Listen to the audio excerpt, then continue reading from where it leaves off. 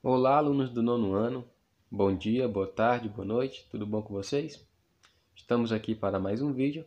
Desta vez nós vamos estudar o Teorema de Pitágoras. Esse teorema é muito interessante e também é muito importante, porque vocês vão estar revendo esse teorema em outras disciplinas e também em matemática durante o restante desse ano e durante todo o ensino médio. Então espero que vocês tenham uma boa compreensão, bons estudos. Então, afinal, quem foi Pitágoras? Pitágoras nasceu na ilha de Samos. Viveu entre 569 e 480 a.C., perto de Mileto, onde 50 anos antes tinha nascido Tales. Foi a partir das ideias desses dois grandes personagens que a matemática se inicia como ciência e pôde se desenvolver enormemente nos séculos seguintes. Pitágoras viajou bastante. Esteve no Egito e na Babilônia, talvez tenha ido até a Índia, onde absorveu os conhecimentos matemáticos e as ideias religiosas de cada região. Voltando ao mundo grego, fundou em Crotona, o sudeste da Itália de hoje, uma escola, na verdade, uma sociedade secreta, dedicada ao estudo da matemática e filosofia, principalmente. Como todos os documentos daquela época se perderam, tudo o que sabemos veio através de referências de outros autores que viveram séculos depois. Embora esse famoso teorema tenha o nome de Pitágoras, na verdade, temos provas concretas que os babilônios antigos conheciam o teorema de Pitágoras. Muitos tabletes de barro, datados do período de 1800 a 1600 a.C., foram encontrados, decifrados e hoje se encontram em diversos museus. Um deles, chamado Plimpton 322, que está na imagem ao lado, está na Universidade de Colômbia, e o fragmento que foi preservado mostra uma tabela de 15 linhas e 3 colunas de números. Os pesquisadores descobriram que esta tabela continha ternos pitagóricos, ou seja, lados de um triângulo retângulo. Então já podemos ver aí que o teorema de Pitágoras está relacionado com o triângulo retângulo. Então, nós podemos observar que o teorema de Pitágoras já era bem conhecido e bem utilizado pelas sociedades antigas. Porém, a matemática não era tida ainda como uma ciência. Ela era apenas uma ferramenta utilizada para construções e para outros fins, como a astronomia e a agrimensura. Então, posteriormente, com Pitágoras e com os gregos em geral, é que todo o conhecimento até então existente passou a ser rigorosamente formulado e comprovado. Então, o Teorema de Pitágoras ganhou esse nome quando Pitágoras elaborou uma engenhosa demonstração para poder comprovar a veracidade de algumas relações que existem no triângulo retângulo que veremos a mais adiante. Vamos de fato ao Teorema de Pitágoras. Lembrando que esse teorema ele é válido para qualquer triângulo retângulo. Então vamos pegar aqui um triângulo retângulo específico, cujos lados medem 5, 4 e 3. O lado maior, que mede 5 centímetros, é chamado de hipotenusa, enquanto os outros lados são chamados de catetos. Então, se para cada um desses lados eu desenho um quadrado, e eu posso calcular a área de cada um desses quadrados, porque eu sei quanto mede cada lado. Então, o quadrado que o lado mede 5, a área é 25. O quadrado cujo lado mede 4, a área é 16. E o quadrado que o lado mede 3, a área é 9. O que nós podemos perceber em comum entre a área desses quadrados? Vejam, quanto é 16 mais 9? Isso mesmo, 25. Então, olha só o que Pitágoras percebeu, que a área do quadrado cujo lado é a hipotenusa, isso é igual à soma das áreas cujos lados são os catetos. De uma maneira geral, genérica, ele observou que 5 ao quadrado, ou seja, a hipotenusa ao quadrado, é igual à soma dos quadrados dos catetos, que no caso é 4 ao quadrado mais 3 ao quadrado. E isso vale para qualquer triângulo retângulo. Mas será que vale para qualquer número consecutivo? Por exemplo, será que 6 ao quadrado é igual a 5 ao quadrado mais 4 ao quadrado? Vejamos, resolvemos as continhas. 6 ao quadrado é 36, 5 ao quadrado 25 e 4 ao quadrado 16. Será que 36 é igual a 25 mais 16? Não, olha, 36 não é igual a 41. E por que não vale, Pitágoras, neste caso? Porque os lados desse triângulo que mede 6, 5 e 4 não é um triângulo retângulo, é um triângulo escaleno. Logo, não vale o teorema de Pitágoras. Vejamos agora o caso geral do teorema de Pitágoras. Se eu tenho um triângulo retângulo, eu posso nomear os seus lados. O lado maior sempre vai ser a hipotenusa, enquanto os outros lados menores serão os catetos. Então, basicamente, você tem que identificar quem é a hipotenusa. O triângulo retângulo, ele é a metade de um retângulo. Sempre que eu pego um retângulo e eu reparto ele na sua diagonal, eu tenho dois triângulos retângulos, e a diagonal é justamente a hipotenusa. Então, a hipotenusa sempre é o maior lado do triângulo retângulo.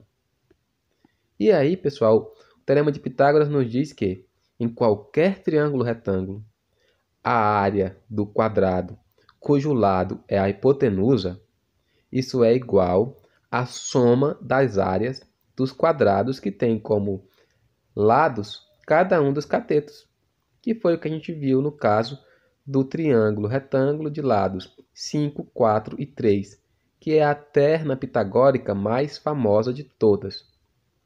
Então, o teorema, algebricamente, fica assim. Ó.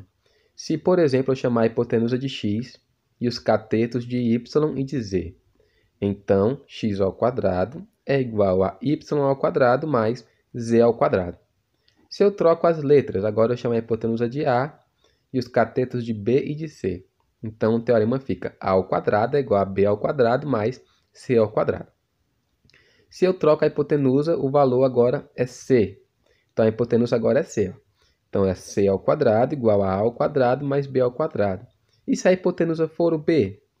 Se a hipotenusa for o b, como vemos agora na imagem, o teorema de Pitágoras fica b ao quadrado é igual a ao quadrado mais c ao quadrado.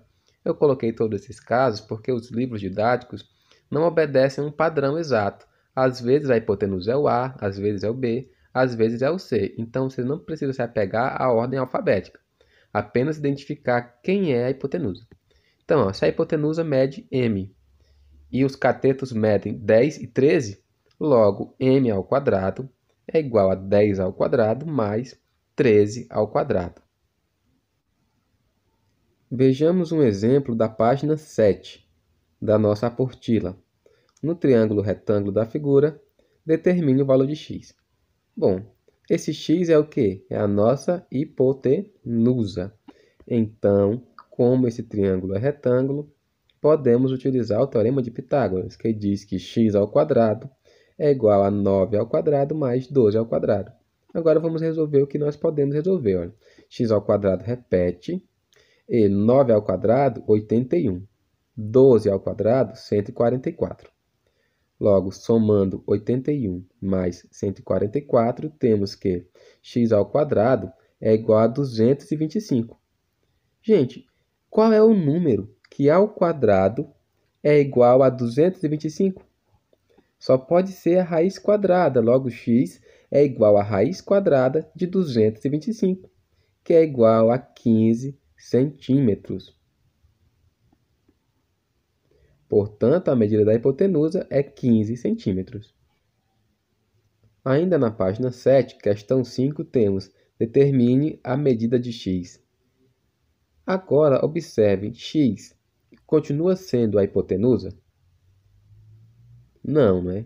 O x agora é um dos catetos. Quem é a hipotenusa? A hipotenusa é a raiz de 61. Então, identificando a hipotenusa, aplicamos o teorema de Pitágoras. A hipotenusa ao quadrado, que no caso é a raiz de 61 ao quadrado, isso é igual a x ao quadrado mais 6 ao quadrado. Professor, por que não pode fazer x ao quadrado é igual a raiz de 61 ao quadrado mais 6 ao quadrado? porque o x não é a hipotenusa. Então, sempre vai ser a hipotenusa ao quadrado, que vai ser igual à soma dos quadrados dos catetos.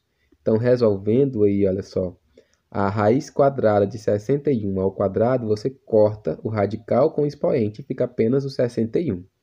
Isso é igual a x ao quadrado mais 6 ao quadrado, que é 36. Isolando x, temos que 61 menos 36 é igual a x ao quadrado, logo x ao quadrado é igual a 25. Gente, qual é o número que ao quadrado dá 25? A raiz quadrada de 25, que é igual a 5, logo x é igual a 5 centímetros.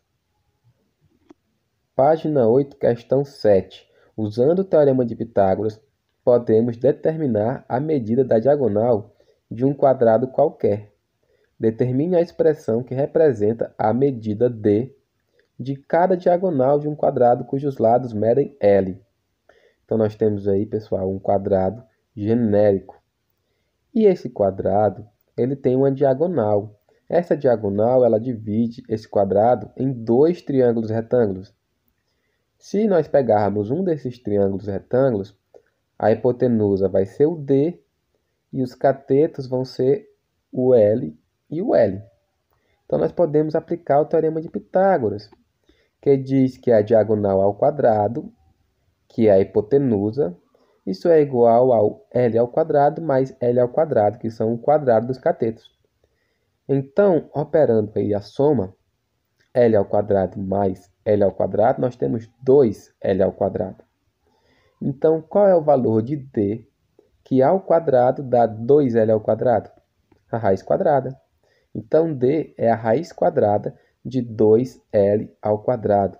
Gente, esse 2 está multiplicando o L ao quadrado. Por ser uma multiplicação dentro da raiz, eu posso usar uma propriedade do radical e separar em duas raízes. Então, nós temos a raiz de 2 vezes a raiz de L ao quadrado. A raiz vai cortar com o quadrado. Então, a diagonal é igual a raiz de 2 vezes L. Ou simplesmente L raiz de 2. Então, para qualquer quadrado, quando você sabe o valor do lado, para encontrar o valor da diagonal, basta pegar o valor do lado e multiplicar por raiz de 2, que é aproximadamente 1,41. Belezinha? Questão 8 da página 9. Observe o triângulo equilátero a seguir. Sabemos que um triângulo equilátero ele possui 3 ângulos e 3 lados com a mesma medida. Então, obtenha uma fórmula para calcular a altura h de um triângulo equilátero, cujos lados medem L. Então, pessoal, se nós pegarmos esse triângulo equilátero e partirmos ao meio, nós vamos ter, então, dois triângulos retângulos congruentes.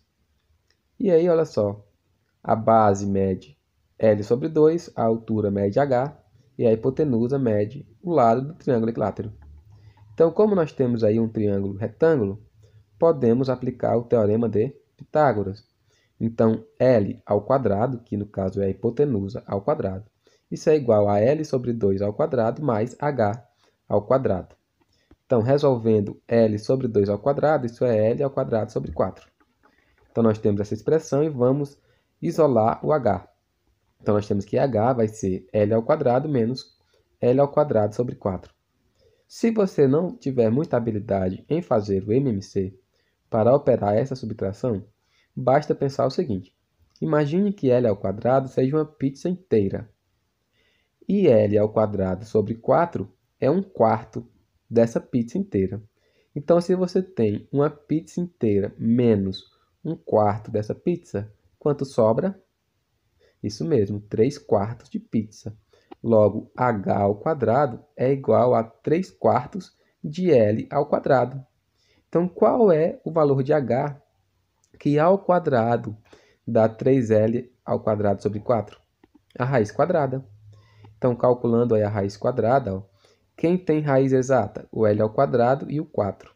Então, eles saem da raiz após serem calculadas. E o 3, como não tem, ele fica na raiz, né? Então, para encontrar a altura de qualquer triângulo equilátero, basta pegar o valor do lado, multiplicar pela raiz de 3 e depois dividir por 2.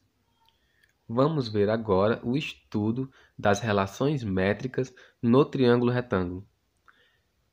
Na maioria dos livros didáticos, inclusive também na apostila de vocês e nos vídeos que tem no YouTube, esse tema é abordado através de algumas equações.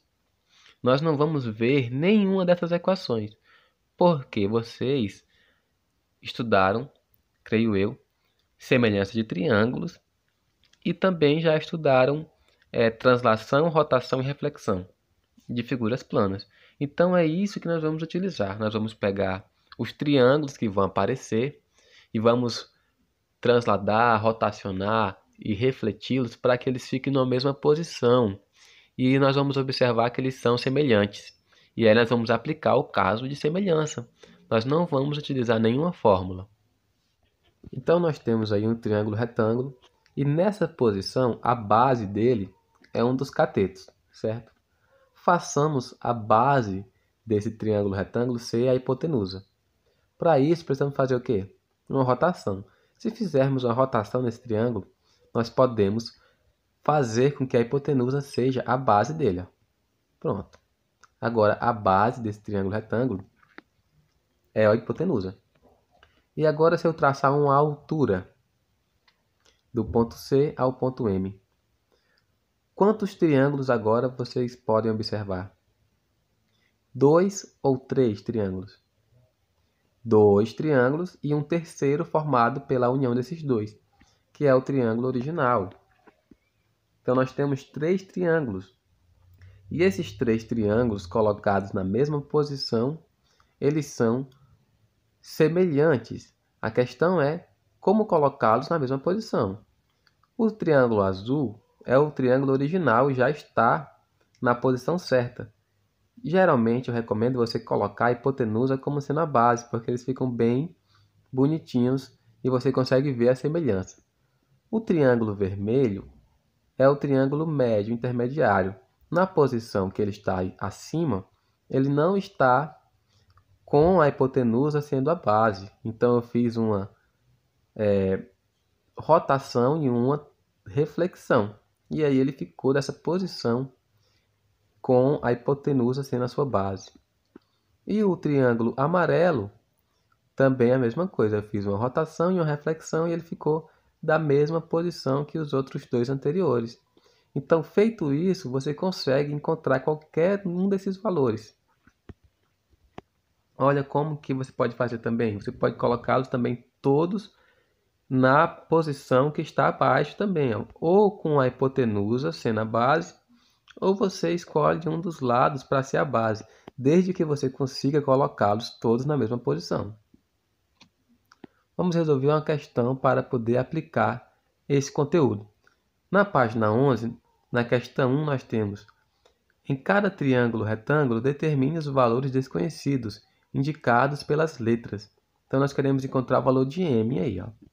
Nós podemos separá-los, esses dois triângulos, ó. Eles estão na mesma posição? Não, né? Então, basta eu pegar esse segundo triângulo e fazer uma pequena rotação. Agora sim, ó. Eles estão na mesma posição. Aí eu posso usar a semelhança de triângulo. 4 dividido para 5 é igual a M dividido para 4. Fazendo a regra de 3, 5M é igual a 16. Então, M é igual a 16 dividido para 5. Então, M é igual a 3,2. Ainda na questão 1, item B. Esse item B, agora nós temos que encontrar o valor de N, o valor de H e o valor de M. Para isso, nós vamos usar os 3 triângulos. Então, vamos pegar aqui os dois menores. Vamos já colocá-los na mesma posição. E o triângulo original ainda não está na mesma posição que os outros dois menores.